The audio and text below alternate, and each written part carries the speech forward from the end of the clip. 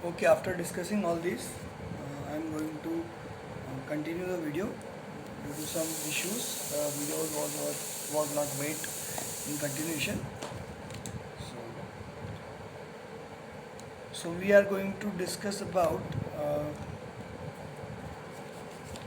the formation of bonds, and यहाँ हमने bond formation देखी, कोवेलेंट बॉन्ड कैसे बन रहा है, शेयरिंग से बनता है, कैसे लुईस स्ट्रक्चर्स की हेल्प से हम इसको डिफाइन कर सकते हैं, ठीक है ना।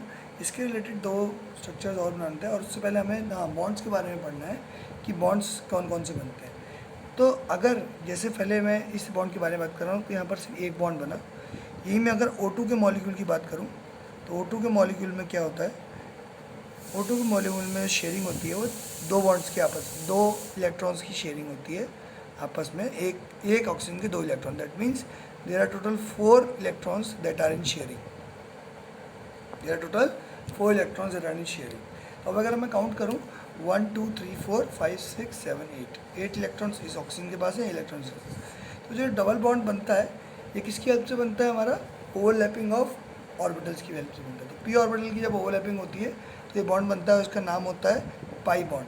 तो सिंगल बॉन्ड जो बनता है उसको हम कहते हैं सिग्मा बॉन्ड, क्या बोलते हैं, सिग्मा बॉन्ड। और डबल बॉन्ड जो बनता है उसको हम बुलाते हैं पाई बॉन्ड, क्या बुलाते हैं, पाई बॉन्ड। तो जो पाई बॉन्ड होता है वो जनरली हमारा किसी मतलब डायरेक्ट रिलेशन से नहीं बनता है। ये क्या होता है, इसमें ओवरलैपिंग होती है, ठीक है ना। अभी हम जब आगे VSEPR थ्योरी पढ़ेंगे उसमें हम इसको और ध्यान से देखेंगे। तो जो दूसरा बॉन्ड होता है, जो भी हमारे जो मॉलिक्यूल्स बनते हैं जिसमें डबल बॉन्ड अवेलेबल होता है, जो डबल बॉन्ड से बनते हैं उसमें एक बॉन्ड सिग्मा और दूसरा बॉन्ड पाई होता है, और नंबर ऑफ इलेक्ट्रॉन्स ज़्यादा शेयर होते हैं। और दूसरी बात ये कि इसकी बॉन्ड लेंथ जो होती है वो कम हो जाती है। हम ऐसे भी सोच सकते हैं कि अगर एक रस्सी से किसी चीज़ को बांध के मैं एक फोर्स की खींच से खींच रहा हूँ तो वो ज़्यादा दूरी पर रहेगा, और अगर एकदम से एक फोर्स और लगा दिया जो जो इन दोनों को और पास खींच रहा है तो ये लोग और पास आ जाएंगे, और देखेंगे कि हम क्या देखेंगे, बॉन्ड लेंथ डिक्रीज होती है। जैसे जैसे नंबर ऑफ बॉन्ड्स बढ़ते हैं बॉन्ड लेंथ डिक्रीज होती है। तो इस डबल बॉन्ड के बाद एक बॉन्ड और बनता है, उसे बोलते हैं ट्रिपल बॉन्ड। तो ट्रिपल बॉन्ड बनता है N3 से, हमारा N3 से हमारा ट्रिपल बॉन्ड बनता है, ठीक है ना। तो जब शेयरिंग किसके बीच में होती है, 6 इलेक्ट्रॉन शेयर हो जाते हैं आपस में, तो क्या बनता है, ट्रिपल बॉन्ड बनता है। तो नाइट्रोजन के पास 5 बॉन्ड होते हैं, तो ऐसे इसके पास भी अब 8 बॉन्ड हो जाएंगे यहाँ पर, और इसके पास भी यहाँ कितने हो जाएंगे, बॉन्ड 8। तो हमने देखा कि कैसे डबल बॉन्ड और ट्रिपल बॉन्ड की फॉर्मेशन होती है, और ये सारी फॉर्मेशंस में इस एक पहले बॉन्ड को सिग्मा, अगले को पाई, और अगले को फिर पाई बॉन्ड बुलाते हैं, ठीक है ना। तो ये जो भी फॉर्मेशन होती है सब कोवेलेंट बॉन्ड के केस में होती है। अभी आयनिक बॉन्ड नहीं बन रहा है यहाँ पर, यहाँ सब कोवेलेंट बॉन्ड बन रहा है। जहाँ कोवेलेंट बॉन्ड होगा वहाँ पर सिग्मा और पाई हमें देखने को मिलेगा, ठीक है ना। तो कुछ अभी एटम्स के और ट्राई करते हैं हम बॉन्ड बनाने के लिए। तो जैसे मैंने बताया था, ये यहाँ पर देखिए आपने, यहाँ पर 2 बॉन्ड बन रहे थे C और C के बीच में, this is known as double bond. Triple bond हम देखेंगे किसका, C और C के बीच में फिर से देखेंगे। अगर यहाँ मैं बना दूँ C2H2 बनाऊँ, क्या बनाऊँ मैं, C2H2। इसमें भी कितने बॉन्ड से देखेंगे, 1 2 3 4 5 6 7 8। तो टोटल 8 इलेक्ट्रॉन्स इसके पास और 8 ही इलेक्ट्रॉन्स इस वाले के पास। तो this is how the bond formation is done in case of alkyne when there is a triple bond, ठीक है ना। यहाँ ट्रिपल बॉन्ड हमारा ऐसे बनता है, ठीक है ना। तो ये बॉन्ड्स बनते हैं, तो इसकी वजह से हम लोग इसकी हेल्प से हम अलग अलग एलिमेंट्स को बता सकते हैं। अब इसके अलावा एक बॉन्ड और बनता है, इसको कहते हैं हम लोग कोऑर्डिनेट बॉन्ड। क्या कहते हैं बेटा, कोऑर्डिनेट बॉन्ड। तो कोऑर्डिनेट बॉन्ड किसमें बनता है, CO का। तो ट्राई करेंगे एक बार CO का, आप लोग ट्राई करिए, मैं आपके सामने लिख के छोड़ रहा हूँ। CO का ट्राई करना है, बस इलेक्ट्रॉन्स बना देता हूँ। तो 1 2 3 4 5 6, ठीक है ना। मैंने टोटल नंबर ऑफ इलेक्ट्रॉन्स बना दिए। तो एक बार के लिए आप सोचिए कि इसमें बॉन्ड कैसा बनेगा। वीडियो को पॉज कर लीजिए यहाँ पे, एक बार खुद से ट्राई करेंगे, एक बार खुद से ट्राई करेंगे कि बॉन्ड कैसा बन रहा है, बॉन्ड कैसे बनेगा इसके बीच में, क्योंकि CO में C और O है और कुछ नहीं है। तो ध्यान से देखते हैं कैसे बनेगा। पहला बॉन्ड बनाया जब, और जैसे ही दूसरा बॉन्ड बनाया तो हमने क्या देखा, ऑक्सीजन की वैलेंसी कंप्लीट हो गई 1 2 3 4 5 6 7 8 हो गई कंप्लीट। लेकिन अब इसकी वैलेंसी के बारे में बात करेंगे तो 1 2 3 4 5 6, इसके पास 2 इलेक्ट्रॉन्स की कमी है। तो 2 इलेक्ट्रॉन्स की कमी पूरी करने के लिए क्या करता है, दो चीज़ें सोच सकते हैं हम। सबसे पहली चीज़ क्या सोचेंगे कि एक इलेक्ट्रॉन हम अगर अपने उठा के इसको दे दे, एक इलेक्ट्रॉन इसको दे दे और एक बॉन्ड बना ले। दैट मीन्स अगर मान लो इस वाले से बॉन्ड बनाया और ये वाला इलेक्ट्रॉन यहाँ चला गया, तो अब इस समय मेरे को कैसा दिखेगा ये CO 1 2 3 1 2 1 2, ठीक है। क्योंकि इसने क्या किया, अपना एक इलेक्ट्रॉन इसको डोनेट कर दिया। इसको डोनेटेड इसके इलेक्ट्रॉन्स में ऐसे दिखाता हूँ, और ये ग्रीन से मैं क्या दिखा रहा हूँ, सारे ऑक्सीजन के इलेक्ट्रॉन्स दिखा रहा हूँ। तो ये सारे इलेक्ट्रॉन्स क्या है, ऑक्सीजन के हैं। अब ऑक्सीजन के पास भी देखेंगे कितने हैं, 1 2 3 4 5 6 7 8, और कार्बन के पास भी 8 है, क्योंकि इसने अपना एक इलेक्ट्रॉन को डोनेट कर दिया और तीसरा और एक बॉन्ड बना लिया।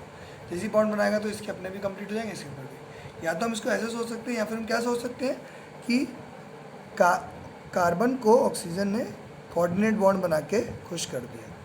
कोऑर्डिनेट बॉन्ड क्या होता है, ये अपने दो इलेक्ट्रॉन्स को इसके साथ शेयर तो करता है और बोलता है कि आप क्या करो, इन इलेक्ट्रॉन्स को यूज़ कर लो, लेकिन मैं आपका कोई इलेक्ट्रॉन नहीं लूँगा इसके बदले इस बॉन्ड में, लेकिन ये इलेक्ट्रॉन्स परमानेंटली आपके नहीं है, मैंने आपको सिर्फ यूज़ करने के लिए दिए, ठीक है ना। तो इस तरह का बॉन्ड को हम क्या कहते हैं, कोऑर्डिनेट बॉन्ड बोलते हैं। तो 1 2 3 4 5 6 7 8, तो 8 इलेक्ट्रॉन्स इसके पास है और 8 ही इलेक्ट्रॉन इसके पास भी दिख रहे हैं, 1 2 3 4 5 6 7 8, ठीक है ना। तो ये बॉन्ड फॉर्मेशन होती है हमारी जब यहाँ पर एक कोऑर्डिनेट बॉन्ड बनता है। तो ऐसे बॉन्ड बनाते हैं हम लोग ताकि हमारी ऑक्टेट पूरी हो जाए, तो हम ऑक्टेट पूरी करने की कोशिश करते हैं। सिमिलर केस होता है हमारे किसके साथ, NO नेगेटिव जो बनाना होता है, ठीक है ना। नेगेटिव का मतलब हमने बाहर से एक इलेक्ट्रॉन ले लिया, बाहर से इलेक्ट्रॉन लिया होगा तो 1 2 3 4 5 6 7 6 7 8, ठीक है ना। तो एक इलेक्ट्रॉन के साथ इसने बना लिया, और अब देखो एक्स्ट्रा इलेक्ट्रॉन्स कितने दिख रहे हैं, एक्चुअली इसके पास 6 इलेक्ट्रॉन्स होने चाहिए थे, लेकिन 7वें इलेक्ट्रॉन के साथ इसने क्या किया, बॉन्ड बनाया। तो 7वां इलेक्ट्रॉन जो बाहर से आया था उसकी वजह से इस पर चार्ज आ गया माइनस, तो ओवरऑल इस पर चार्ज क्या होगा, माइनस होगा। इसके पास ऑलरेडी 6 हैं, 2 इसके और इसके पास 6, ठीक है। एक चीज़ और हमें पढ़नी है, उसको क्या कहते हैं हम लोग, फॉर्मल चार्ज। फॉर्मल चार्ज के बारे में बात करेंगे।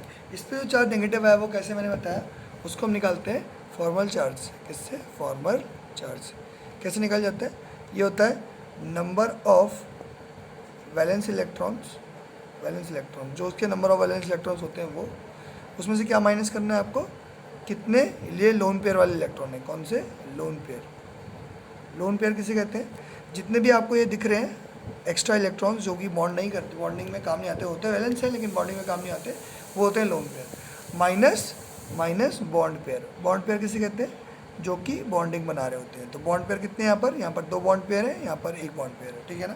तो ध्यान से देखेंगे चार्जेस, देखो इस वाले पे चार्ज निकालना है, तो ऑक्सीजन के पास कितने होते हैं, 6 वैलेंस इलेक्ट्रॉन्स होते हैं। देखो कितने होते हैं, 6 वैलेंस इलेक्ट्रॉन्स होते हैं।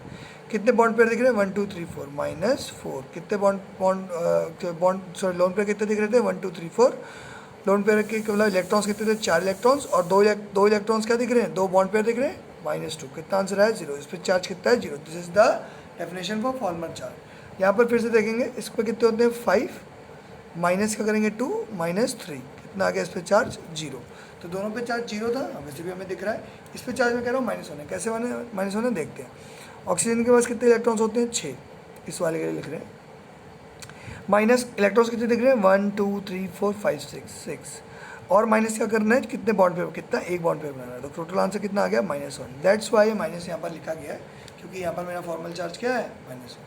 तो फॉर्मल चार्ज का फॉर्मूला हम याद रखेंगे, formal charge is equal to number of valence electron जो कि ओरिजिनली होते हैं, माइनस लोन पेयर इलेक्ट्रॉन्स, जितने लोन पेयर के इलेक्ट्रॉन्स होते हैं वो lone pair electrons, minus bond pair, कितने बॉन्ड पेयर है, ठीक है ना।